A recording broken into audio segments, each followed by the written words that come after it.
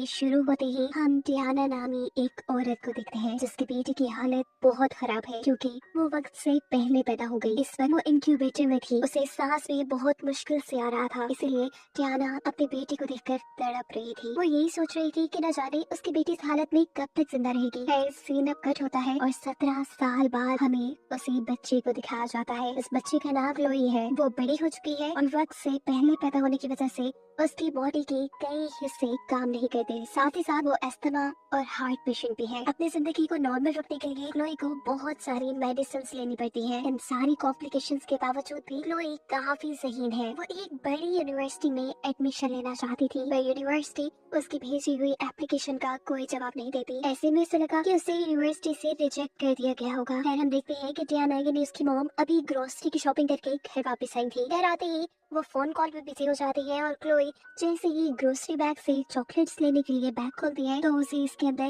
Diana के नाम पे कुछ टैबलेट्स मिलती है, जिन्हें देखकर वो परेशान हो जाती है क्योंकि उसकी मॉम तो कोई टैबलेट नहीं यूज करती थी। फिर आखिर उन्हें क्या हुआ होगा? रात में अब उसकी मॉम उसे टैबलेट्स देने के लिए आती है। क्लोई नोटिस करती है कि उसे वही टैबलेट दी गई थी जो उसकी मॉम के नाम से आई थी। वो डियाना से पूछती है कि ये टैबलेट्स आपके नाम से क्यों आई थी? तो डियाना जवाब में कहती है शायद ये फार्मा की गलती है। ऐसे में क्लोई चुपचाप वो मेडिसिन ले लेती है। अगली सुबह क्लोई वही मेडिसिन रैक में से निकालती है। इस मेडिसिन को चेक करने पे उसका फार्मूला ट्रायोक्सिन लिखा था, लेकिन अजीब बात ये थी कि इस मेडिसिन को किसी और मेडिसिन के रैपर से रैप किया गया था और ये देखने पर क्लोई को अब अपनी मॉम पे शक होता है। वो सारी मिस्ट्री का पता चलाने के लिए अब जल्दी से कंप्यूटर पे ट्रायोक्सिन सर्च करती है, यानी उस मेडिसिन के रैपर पे लिखा हुआ फार्मूला सर्च करती है। लेकिन आज उसकी मॉम के कंप्यूटर का इंटरनेट नहीं चल रहा था। हम देखते हैं कि इंटरनेट असल में डियाना ने ही ऑफ किया था, जो दूर खड़ी उसे अभी भी देख रही थी। इस वक्त वो चुपचाप अपने कमरे में आ जाती है। अगली सुबह जब वो देखती है कि उसकी मॉम गार्डन में बिजी है तो वो जल्दी से उनके रूम में जाकर उनके मोबाइल फोन से ऐसे ही कोई नंबर मिलाती है। जो दूसरा आदमी फोन उठाता है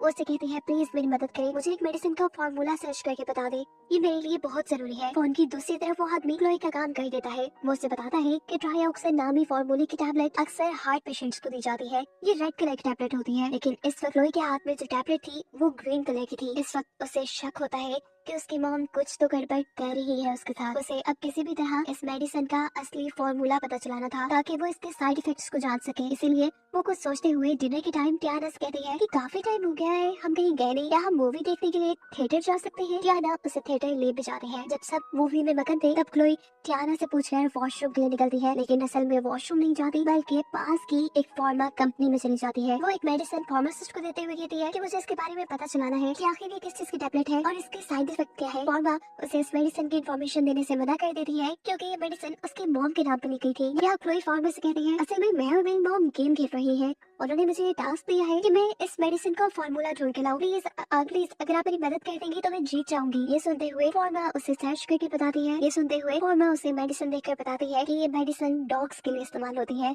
और अगर कोई इंसान इन मेडिसिन को ले ले तो वो पैरालाइज हो सकता है। ये सुनने के बाद क्लोई बहुत ज्यादा डर चुकी थी क्योंकि उसके घर कोई डॉग नहीं था और बचपन से ही उसे उसकी मॉम ये टैबलेट्स देती आ रही थी। उसे ढूंढते परेशानी और डर में उसे अस्थमा अटैक भी आ चुका था। वो सांस मुश्किल से ले रही थी और इसी टाइम पर डियाना यानी उसकी मॉम भी उसे ढूंढते हुए यहाँ आ चुकी थी। वो उसे एक इंजेक्शन लगाते हुए बेहोश कर देती है और फिर अपने घर ले आती है। जब वो होश में आई तो उसने देखा वो अपने कमरे में लॉक थी, जबकि बाहर डियाना अपने कंप्यूटर पर सर्च कर रही थी कि किसी भी इंसान को पैरालाइज कैसे किया जा सकता है। यहाँ क्लोई भी अपने कमरे से बाहर निकलना चाहती थी, तभी उसके जहन में एक आइडिया आता है कि वो अपने कमरे की विंडो से दूसरे कमरे में जाकर अपने कमरे का दरवाजा खोल सकती है।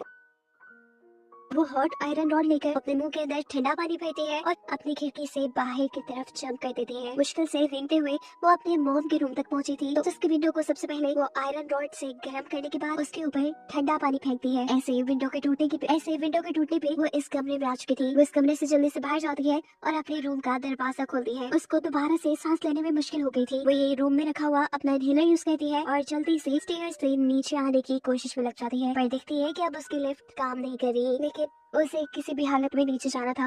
वो अब अपनी व्हीलचेयर को पहले नीचे फेंकती है और फिर खुद भी सीढ़ियों से गिर जाती है। उसे इस वक्त काफी चोट भी आई थी, लेकिन वो अपने आप को संभालते हुए दोबारा व्हीलचेयर पे बैठकर घर से बाहर निकल जाती है। घर से निकलने में तो वो कामयाब हो गई, लेकिन वो मदद किससे मांगे? उसके घर के आसपास किसी का भी घर नहीं था। वो रोड पे निकल जाती है और तभी उसे एक गाड़ी की आवाज आती है। क्लोई को लगा कि ये टियाना की गाड़ी है, इसीलिए वो जंगलों में छुप गई। पर असल में ये तो एक ट्रक था। वो इस ट्रक के सामने जाकर खड़ी हो जाती है, जिसे देखकर ट्रक वाला अपना ट्रक रोक देता है। क्लोई यहाँ से मदद मांगती है। वो उसे सारी कहानी सुना देती है कि कैसे उसकी मॉम बचपन से उसे डॉग्स की मेडिसिन देकर पैरालाइज रख रही है, उसकी जान खतरे में है। वो इस आदमी से कहती है कि मुझे किसी भी हालत में पुलिस स्टेशन जाना है। ये आदमी उसकी बात मान लेता है। इससे पहले कि वो क्लोई को अपने ट्रक पे बिठा था, पीछे से टियाना आ जाती है, जो उससे पूछती है कि तुम मेरी बेटी को आखिर कहाँ लेके जा रही हो। जिसके जवाब में ये आदमी कहता है कि तुम्हारी बेटी को लगता है कि तुम उसे गलत मेडिसिन दे रही हो। वो तुम्हारे खिलाफ पुलिस स्टेशन जाना चाहती है और इस काम में मैं उसकी मदद करूंगा। टियाना के तो अब होश ही उड़ चुके थे। टियाना उसे बहुत तरीकों से समझाती है, उसे रोकने की बहुत कोशिश करती है, लेकिन जब ये आदमी नहीं रुकता तो मजबूरन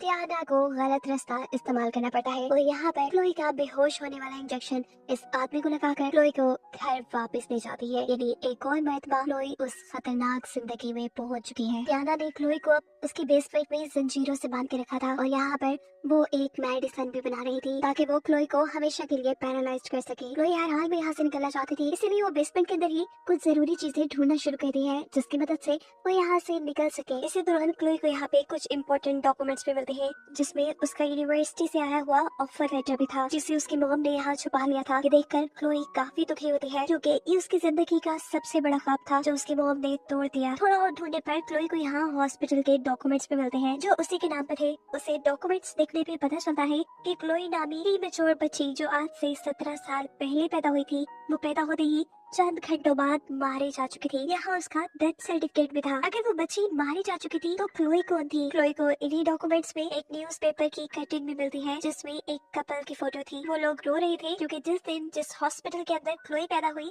उसी दिन उसी हॉस्पिटल के अंदर उनकी भी बेटी पैदा हुई थी, जिसको हॉस्पिटल से ही किसी ने किडनैप कर लिया था। ये खबर देखने के बाद क्लोई जान चाहती है कि टियाना उसकी असली मॉम नहीं, बल्कि उसके असली मॉम डैड ये लोग हैं। वो अब यहाँ से निकलना चाहती है, लेकिन कैसे निकले? सारे रास्ते बंद हैं। इसी दौरान यहाँ पर टियाना भी आ जाती है। क्लोई उसे देखकर घबरा जाती है। उससे कहती है, दूर रहो मुझसे, मैं जान गई हूँ तुम मेरी मॉम नहीं हो, तुमने मुझे हॉस्पिटल से किडनैप किया था, मैं उस कपल की बेटी हूँ। टियाना ये सारी बातें सुनकर इमोशनल हो जाती है। वो क्लोई से कहती है, तुम मेरा यकीन मानो, तुम मेरी बेटी हो, मैं तुमसे बहुत प्यार करती हूँ, मैं आज के बाद तुम्हें ऐसी कोई मेडिसिन नहीं दूंगी, बस मैं चाहती हूँ कि तुम हमेशा मेरे पास रहो। लेकिन क्लोई यहाँ दोबारा टियाना के साथ बदतमीजी करती है, तो टियाना को भी अब गुस्सा आ जाता है। वो अब बड़े से इंजेक्शन में क्लोई को पैरालाइज करने के लिए अपनी बनाई हुई मेडिसिन देती है। अपने आप को बचाने के लिए क्लोई वहाँ से घसीटते हुए एक वार्डरोब में चली जाती है। उसे वार्डरोब तो लॉक नहीं हो पाती।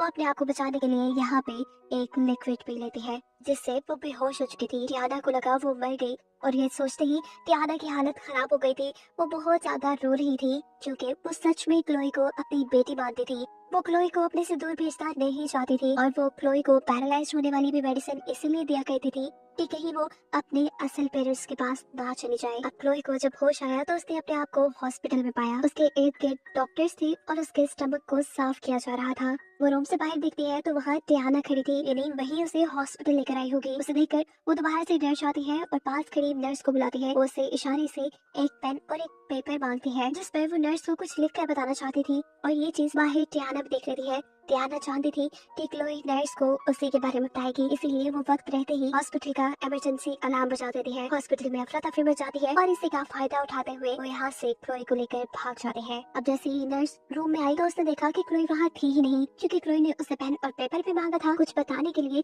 तो नर्स का सीधा शक अब उसकी मॉम पे जा रहा था। वो जल्दी से हॉस्पिटल की सिक्योरिटी को इन्फॉर्म कर देती है। यहाँ भी टियाना उसे स्टेयर्स तक लेके आई ही थी कि सामने से सिक्योरिटी टियाना को पकड़ लेती है। सिक्योरिटी को देखकर टियाना भी अपने गन निकाल लेती है और सिक्योरिटी की तरफ तान के कहती है कि मैं सिर्फ अपनी बेटी को अपने घर ले जाना चाहती हूँ, हट जाओ मेरे रास्ते से। टियाना जब गन नीचे नहीं करती तो मजबूरन सिक्योरिटी को उसके ऊपर अपनी गन से हमला करना पड़ता है, और ऐसे उसका एक शोल्डर जख्मी हो जाता है। क्लोई को यहाँ डॉक्टर्स रेस्क्यू कर लेती है और बताया जाता है कि सारे वाकये को 7 साल गुजर चुके हैं। क्लोई अब अपनी मॉम टियाना से मिलने के लिए जेल में आई है, जिसे कई सालों तक क्लोई को पैरालाइज रखने के लिए अरेस्ट किया गया था। हम देखते हैं कि क्लोई आज तक व्हील चेयर पे ही है, लेकिन उसके बावजूद वो कुछ कदम चल पाती है। वो अपने कदमों पे चलकर टियाना के पास आती है और उसे कहती है कि कुछ ही अरसे में मैं चल पाऊंगी। आपकी दी हुई मेडिसिन छोड़ने के बाद पता चलता है कि क्लोई कुछ अरसे बाद टियाना से मिलने आती रहती थी। इस वक्त वो टियाना को बताती है कि मैंने अपनी पढ़ाई कंप्लीट करके एक अच्छी जॉब भी लेनी है, मेरी शादी भी हो गई है